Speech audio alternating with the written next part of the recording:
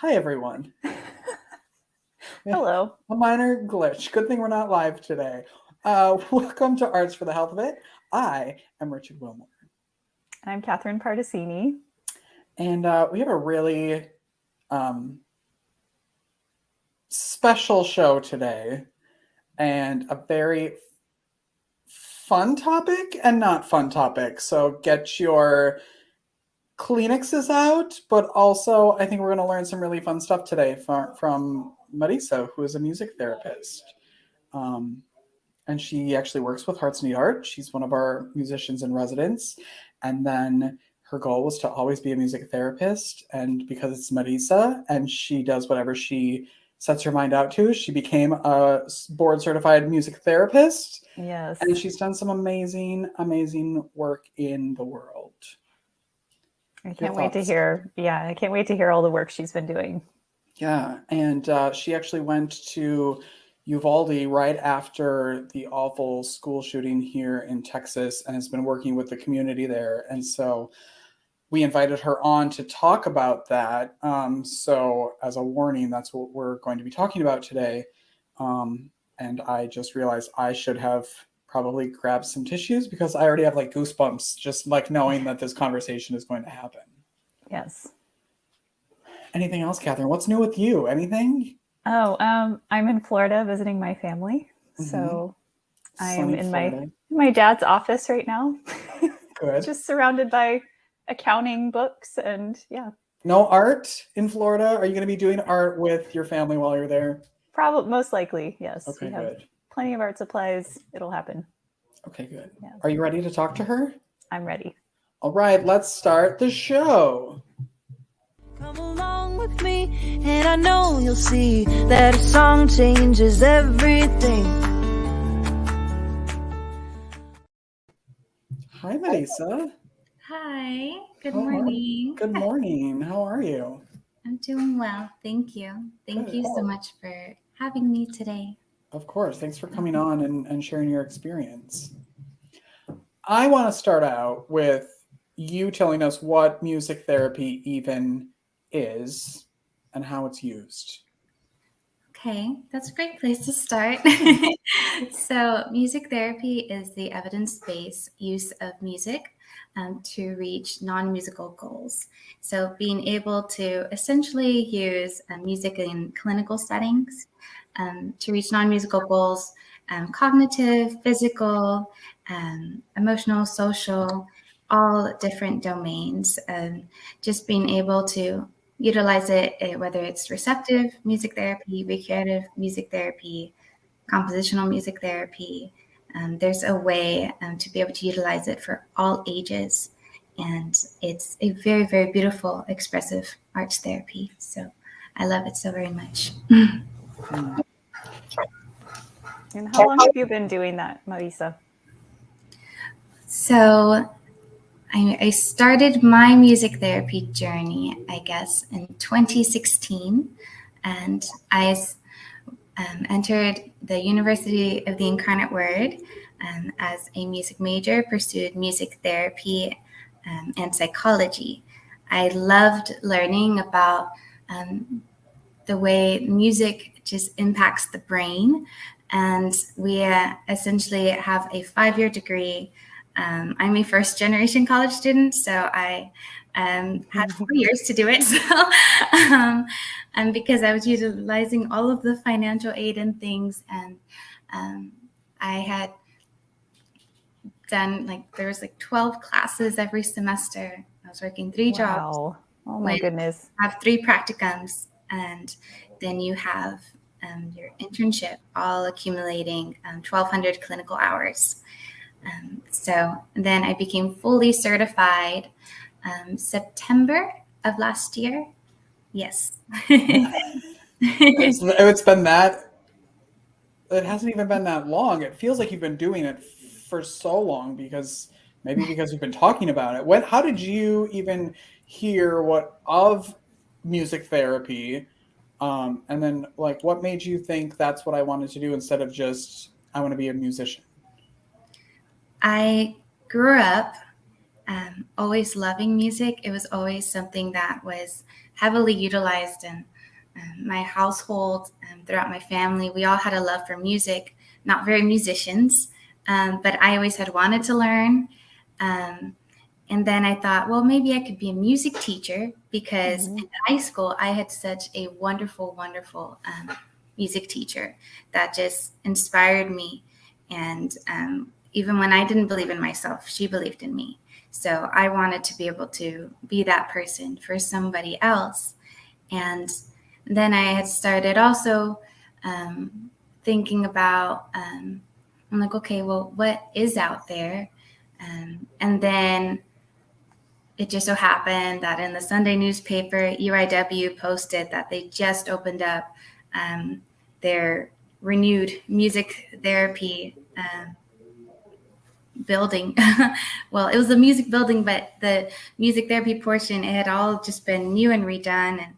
And I hadn't heard about it before. So I just Googled it with a very good friend of mine. And I wish I had a better story to tell you. But he looked it up, and my best friend, we were like in calculus in high school. And he thought, hey, it's music therapy. It says, passion for music with a compassion for others. That sounds just like you. Why don't you go give it a try? And I quickly learned that you also had to audition to enter music school, which I did not have preparation for because I did not have any lessons. So I had actually auditioned UIW singing Gravity by Sarah Bareilles because I did not know any better. And thankfully, William Golkeman, bless his soul, he saw something in me to where he took a chance on me anyways. And I essentially had been let in as a, it's like, well, we'll have to check back in. And then if you're doing well, you'll be able to stay. So I just practiced really, really hard. And I asked all of the questions. And I'm very thankful for all of my professors.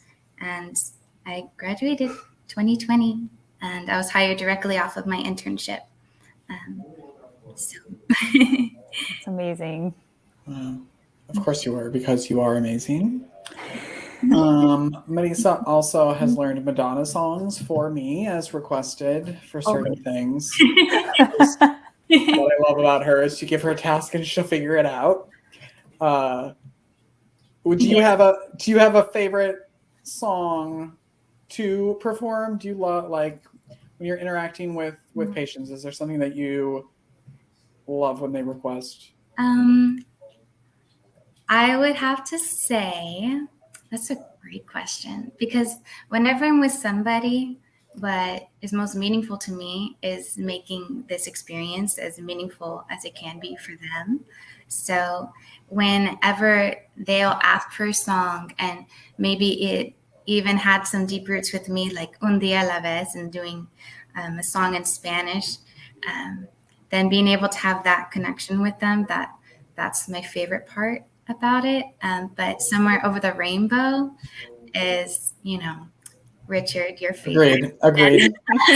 And there's also so many others favorites. And then I think over the years, because I think it was 2017 when I started working with Hearts Need Art. Wow. And was going door to door throughout the hospital, and Somewhere Over the Rainbow was always a beautiful request. But I think learning more about the connections and the way it was meaningful for them, it has just quickly become my favorite song for all of those different reasons of how it resembles hope. So maybe I'll have to go with that one.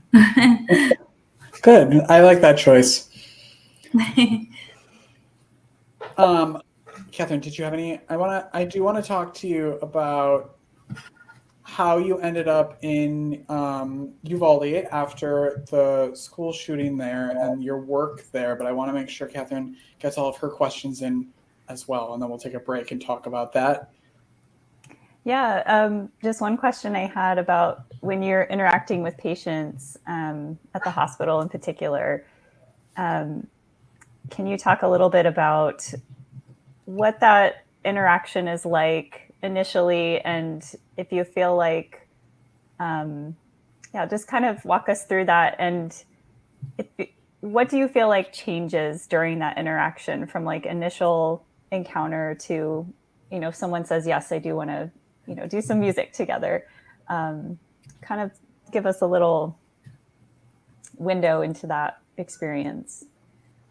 Yeah, absolutely. And for me, I think it's different for everyone, for every musician. I think we all have a different light that we also bring, a different energy. I, for one, I am personally a very deep empath. So I can read the room quite quickly.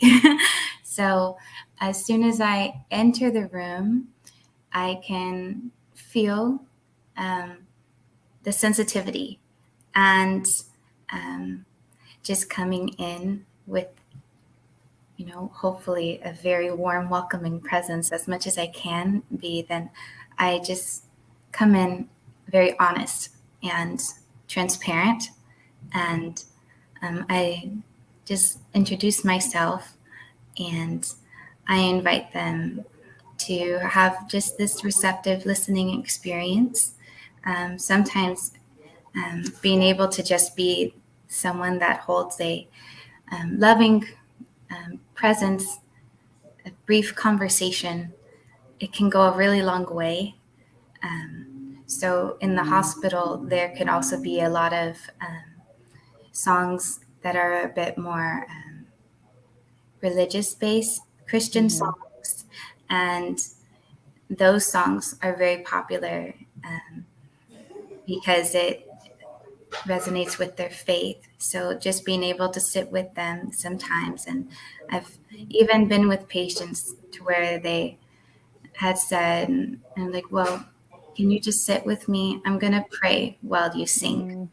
And then I would just sing the song again, and then they would pray. And wanting to just be able to meet them where they're at, that's just utilizing the ISO principle as much as I can.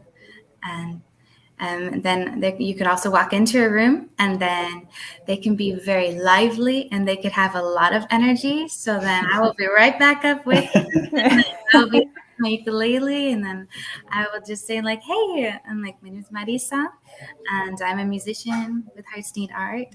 And I was wondering if you love a little music today. And then they'll be like, yeah, sure. And then sometimes being able to invite like nursing staff, other hospital staff that's walking in on by. I will see someone in the hallway and I will invite them in. And I'm like, do you want to come in for a listen?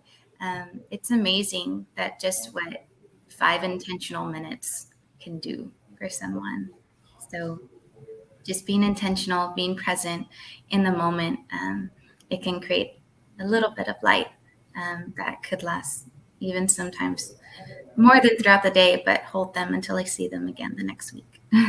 It's a great way to explain the difference between therapy and what we do at Hearts Need Art as just musicians in residence or artists in residence, that we have no agenda going into a room. It's just to hang out with them really and see what they want to do. Yeah, absolutely. And, that was actually how music therapy got started. It was after World War II.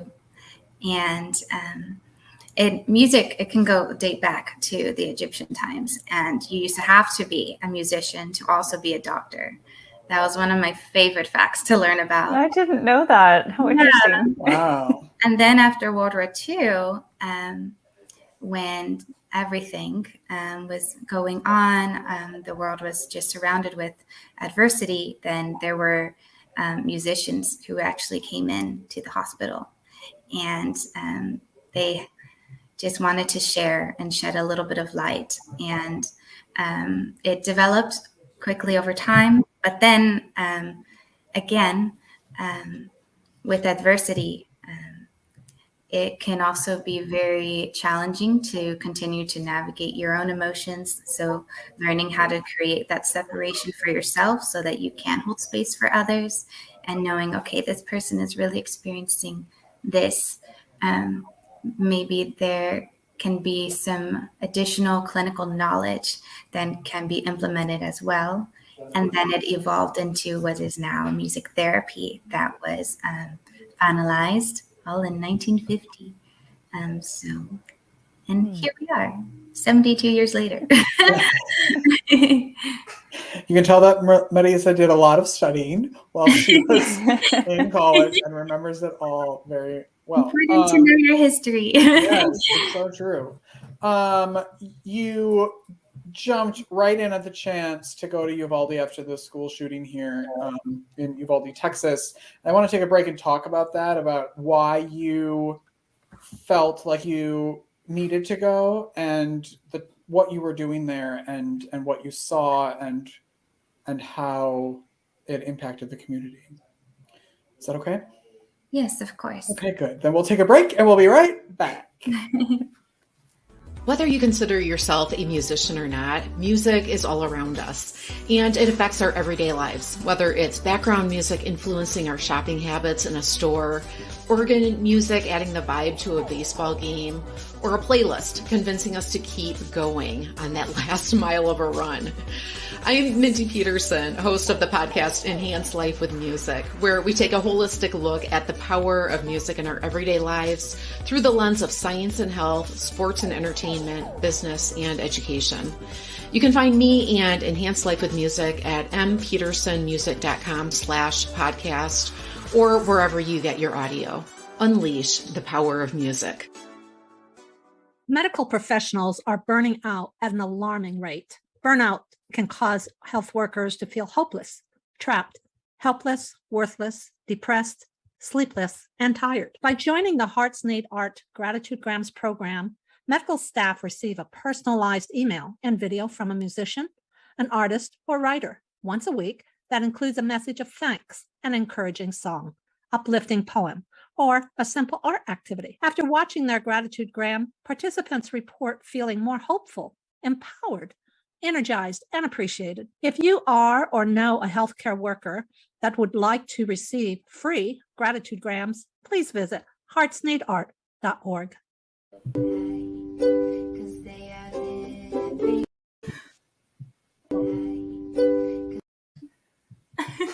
Someone keeps, I'm trying to play that. Let it play. Hold on.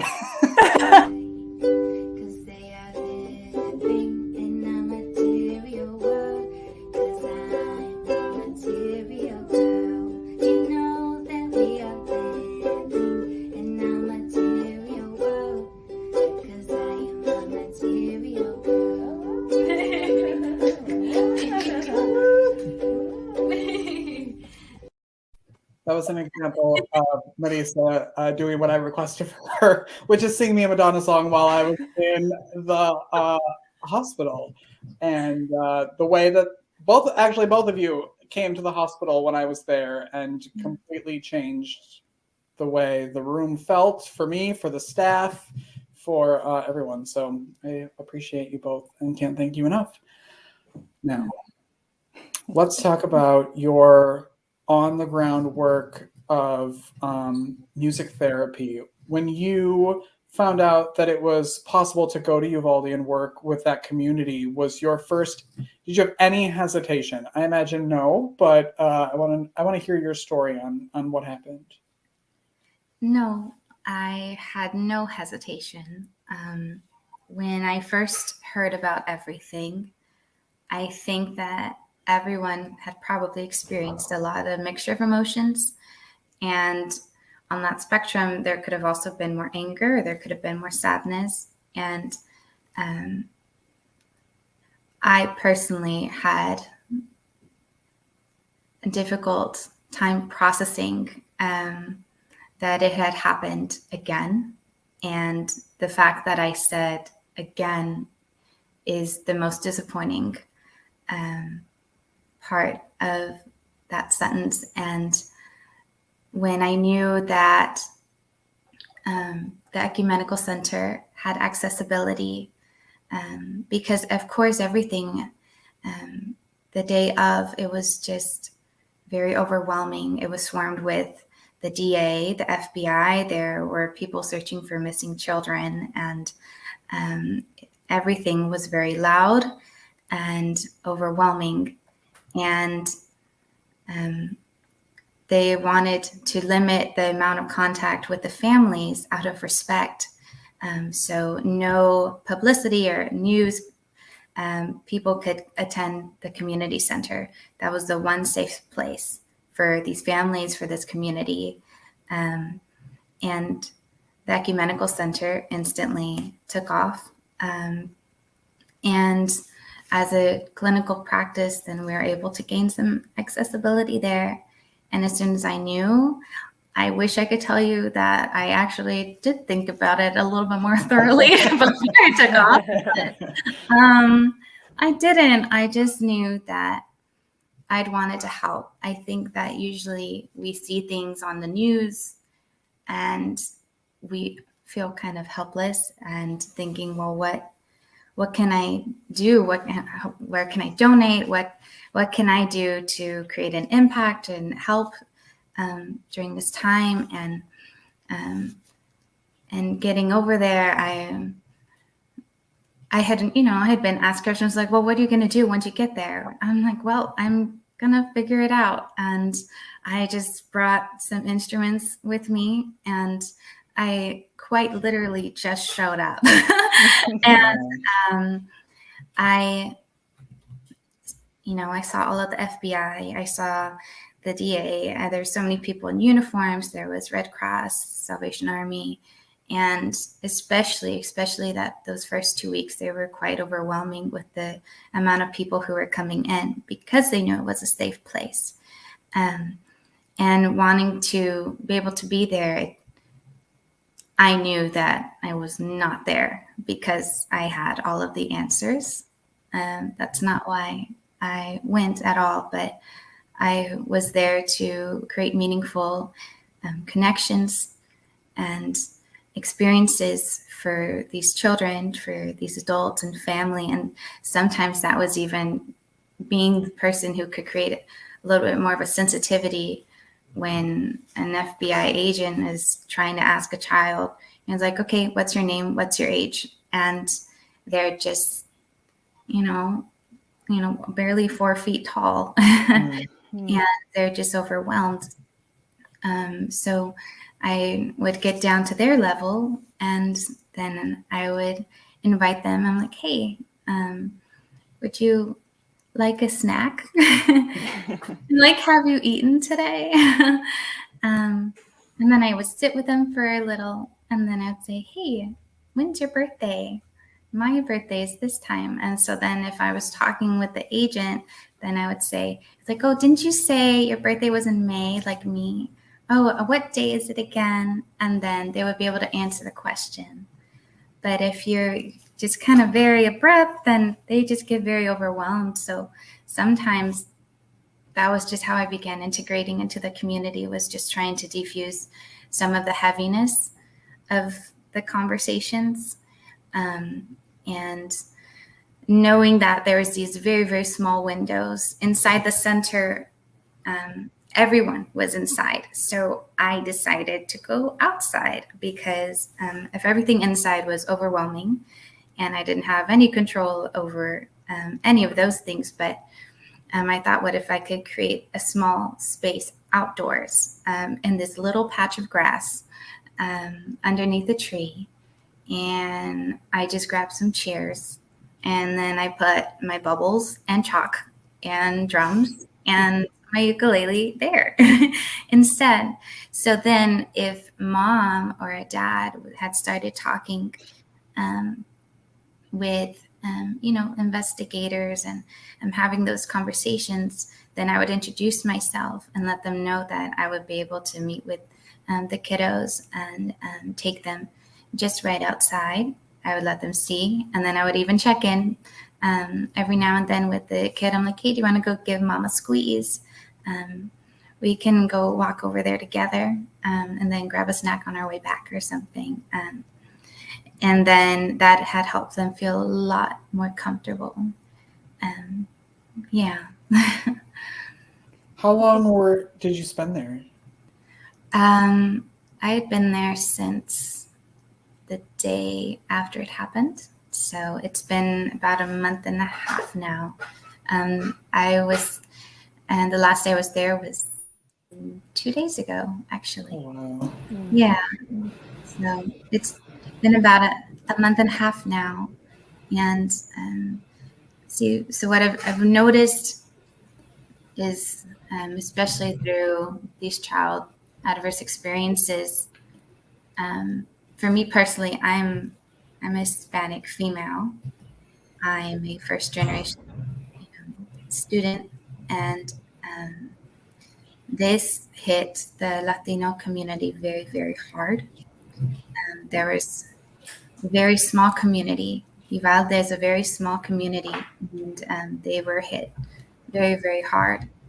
And when I was there and I would look around, I didn't see a lot of people who looked like me.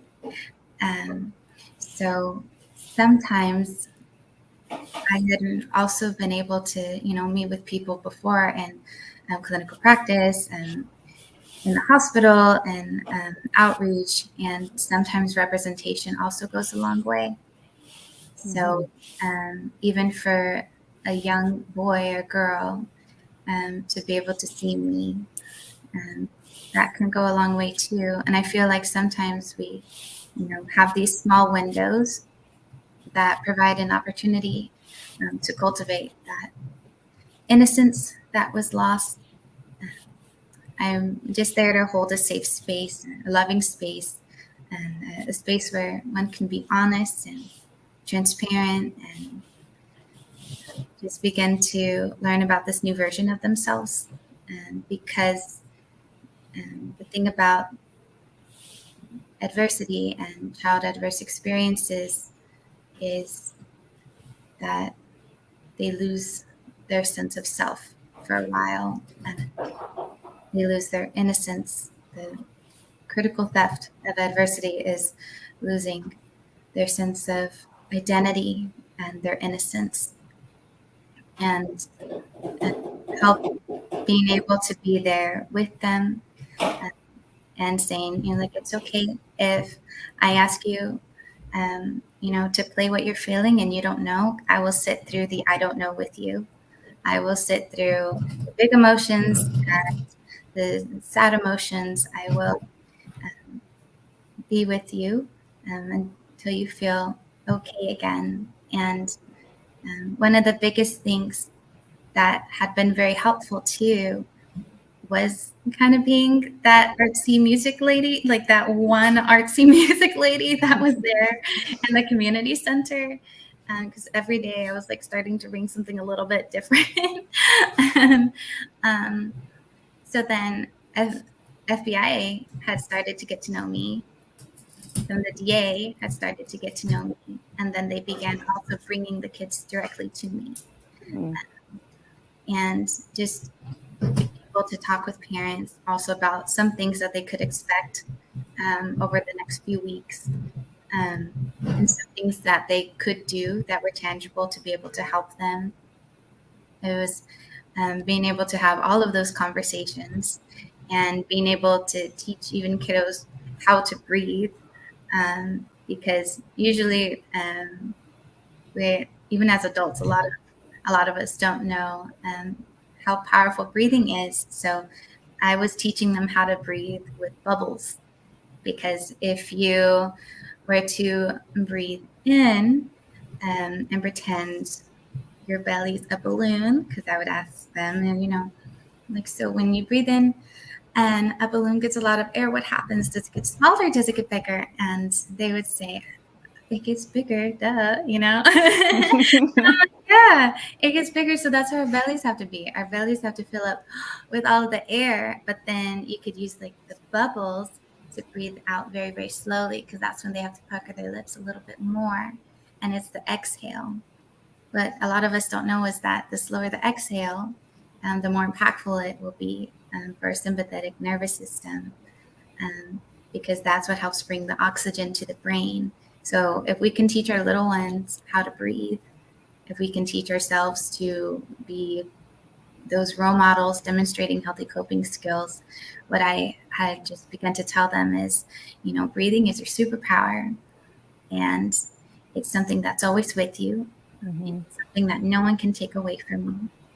So whenever you don't feel okay, or you ever feel very overwhelmed, if you feel very sad, or even if you feel very excited and you're trying to run a little bit more with your friends, you have your superpower with you always. And that helped a lot.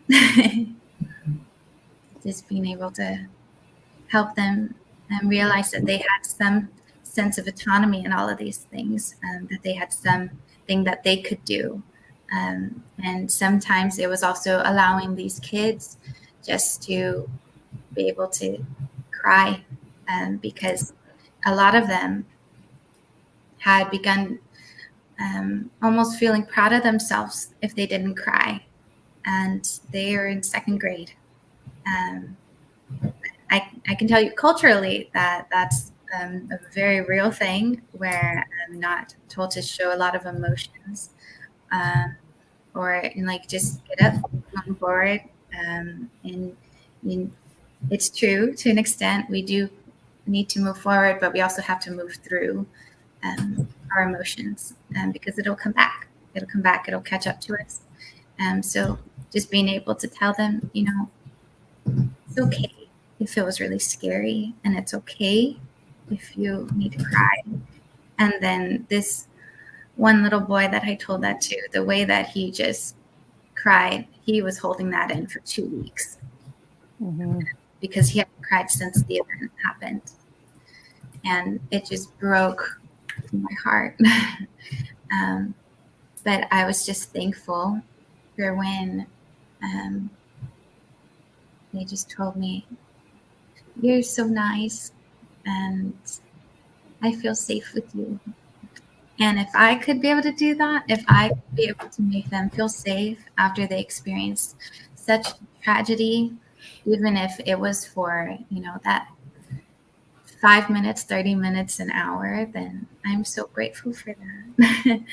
And that in itself is a blessing, because we have to learn how to rebuild the world around us and learn about this new reality, this new version of ourselves that didn't quite exist before, because who we are before we experience the adversity, they're not quite there anymore. So we have to learn how to rebuild now, and teaching them how to find that sense of safety, and teaching them how to move through all of the emotions that they experience, and being able to hold them through the I don't knows. It's everything. It's learning how to get up in the morning, and just continuing to learn how to grow into this new version of ourselves, this new reality. I think so much of what you've been doing there, it goes back to what you said with patient care, where you're really just showing up and meeting people where they are. There isn't an expectation for anything other than just being present with them. So I imagine, whether or, this isn't about all the kids come and you're all playing instruments together and that's music therapy. It's not that. It's just being with people exactly where they are, and then whatever happens from that happens. So it's it's really amazing to hear about. I'm curious how you, we often say in Hearts Need Art, you can't pour from an empty cup. So how have you kept your, done your own self-care? What has that looked like for you as you continue to help that community? A lot of accountability for sure. I just have to be honest with myself. For me, I do have a very strong faith, so prayer runs deep, and I know that I had so many prayers supporting me through this. I really felt that it was important that I went, and I remember being a little nervous sharing with my family, because of course my family, they care about me, you know. Sure. And they want me to make sure that in these long drives, you know, I'm not tired. So having to be honest when, okay, I need to be able to prioritize rest as much as I can, or I need to be able to make these 15 minutes very intentional. There were some days where it could be very, very busy. And there are some days where I was able to find 5 minutes, and I remember just running on kindness of others. And the thing about not pouring from an empty cup is what you choose to fill your cup with. Because if what you're filling your cup is not fulfilling, then it won't last. So if you're filling your cup with these fulfilling experiences, I was surely running on love, kindness, and the seeds of hope that I was planting in these kids, because each experience, as emotionally draining and challenging it could be to hear their little voices crack when they were talking to me, knowing that being able to be that safe space kept me going. Hearing their little voices tell me that they felt safe with me, it kept me going. I remember there was this one young girl. She was very beautiful, and she had known every single one. And she had just gotten picked up 10 minutes before. And then come to find out that everything happened, then she, at her age, was experiencing survivor's guilt. And just wanting to sit with her. It took time for her to warm up, for her to feel more comfortable. And everything had gotten really busy. So I had invited her to go on a flower hunt with me and see if we could find flowers around the building of the community center. And we ended up finding dandelion, one sunflower, and a few really tiny purple flowers. And then we just sat together, and then I sang her a little flower song. There's this lovely woman called Miss Katie Sings, and she had developed this flower song, and it was teaching essentially photosynthesis, but also metaphorically, it also teaches about life, because I had essentially sat with her, and then I told her, I'm like, you know, there's a little flower song. I know. Would you like to hear it? And she said, yeah. And it starts out with a seed. So, a little seed for me to sow, a little soil to make it grow, a little sun, and then a shower, a little wait, and then a flower. And then we showed the flowers, the little flower bouquet. I just had it behind my back, and then I gave it to her at the end of the song. And she had really liked it. she wanted to learn it right away, and she did. And she had a beautiful little voice. And I told her, sometimes when things can get really, really hard, there can be a lot of rain. And sometimes it also takes a little bit of weight. But just because things get hard, it doesn't mean we can't do hard things. So being able to be patient with ourselves, show ourselves a little grace, and continuing to show love and kindness to others, it just goes a really long way. And you're still going to be able to bloom, I promise you. And she just gave me the biggest hug. And then she wanted to sing all of these songs. She lit up. She completely opened up. And then we were drawing chalk art, and she drew a bunch of flowers on the pavement and clouds to represent each one of her friends that had passed. Wow. And the entire time she was singing, "You Are My Sunshine." So we just sat there together, and experiences like that I will remember forever. And I just feel very, very thankful for the opportunity just to have been able to, and just to continue to be able to hold space for these kids. So.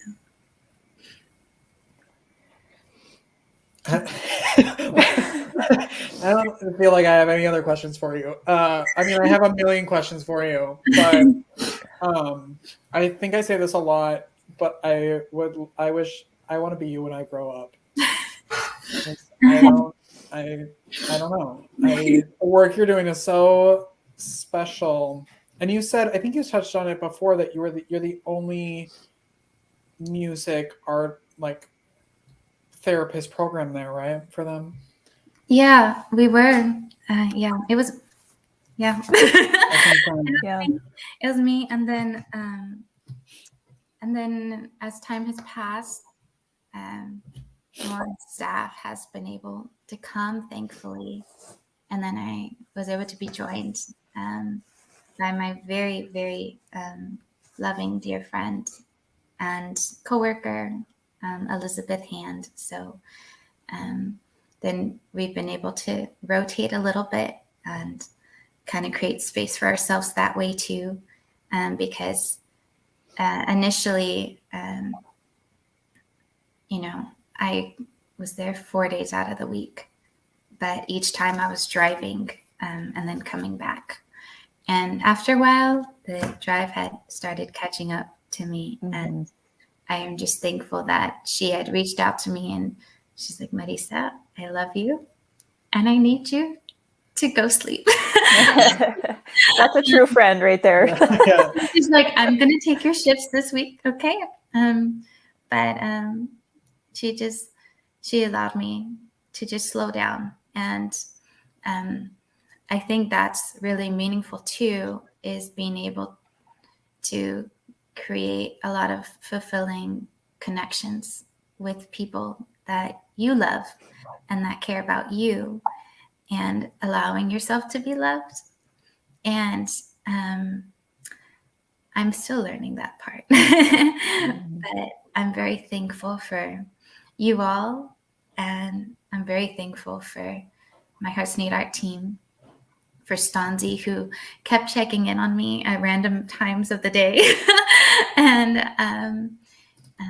for all the continuous prayer. And it doesn't just take one of us, it takes all of us. And everything that you all are doing is in action. And I just want to express my gratitude all the time. So thank you. You're so very appreciated. Right back at you, Marisa. Yeah. I mean, it takes a very special person to do that. And I would be just a complete mess if I were there. So I am glad that you are a professional and they're sending you in and not me. Because it's important work that you're doing, and it should be accessible to everyone, and it's not. Yeah, I completely agree with you that I just want to be a part of the movement that creates arts and health in every space, in all places. And I just want to continue to do all of the things that I can. Because also, I think it's important that when we are there, that we're that experience for someone else. And word of mouth goes a long way. And once someone can also experience what music therapy is, can experience the power of arts and health services, just being able to make it accessible for everybody, that's what helps the connection last. Mm-hmm. So that way we can be everywhere. I feel like that's a great way to end this chat with you, unless Catherine has any other questions. I don't. Just thank you, Marisa, for the work that you do. Yeah, thank you for taking the time out. We're filming this on a Saturday, and because it's the only time she had available. And so thank you for that alone, just taking part of your Saturday to talk to us and share your experience with us. I think it's very important that people even to know that community is still being affected, and that everybody else goes along with their days and their lives continue, but it's still happening there. And you're still doing the work there, even though we're not talking about it on the news anymore. Right. That's a whole nother subject. It's a whole other podcast. Yes, and I think this is the wrong podcast to talk about that. So, Right. thank you everyone for watching and listening. Is there a way, Marisa, that people can support you or the work that you're doing? You talked about the Ecumenical Center a little bit, and you mentioned them. So can you tell everybody what that is, first of all, so people know kind of where you're working, and if there is a way that people can support you or the work that you're doing? Prayers go a long way, and I appreciate every single one of them. I feel it when I'm running low, so thank you for that. I do work with the Ecumenical Center, and we are a counseling center, and at this clinical practice, we've created these grief and trauma kits to be able to extend to families, the kiddos' families who are in the hospital, teachers, and you could go to ecrh.org to be able to donate to the grief and trauma kits, and know that that is absolutely going directly to these families. So just thank you very, very much for everything, and even just keeping these kids, these families, in your thoughts and prayers is an action. So thank you. Thank you. It seems weird to be like, make sure you subscribe to the podcast, but make sure you subscribe to the podcast so you can keep up to date on all of our interviews, and we'll also keep you updated on the work that Marisa is doing through all of our social media. So thank you very much, Marisa. We love you. Love you. And we're glad you're part of the Hearts and Yard family. All right, everyone, keep creating, and we will see you next time.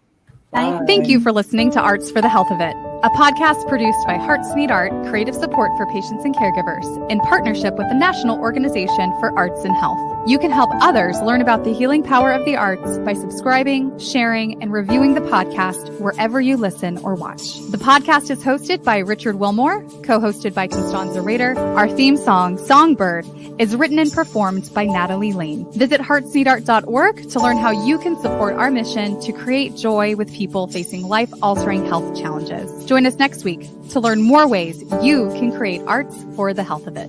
The views expressed on this podcast do not necessarily reflect the views of Hearts Need Art, their staff, board members, or other affiliates. All content is created for informational purposes only. This podcast is not intended to be a substitute for professional medical advice or to diagnose and treat any health condition. Always seek the advice of your physician or other qualified health professional with any questions you may have regarding a medical condition. Never disregard professional medical advice or delay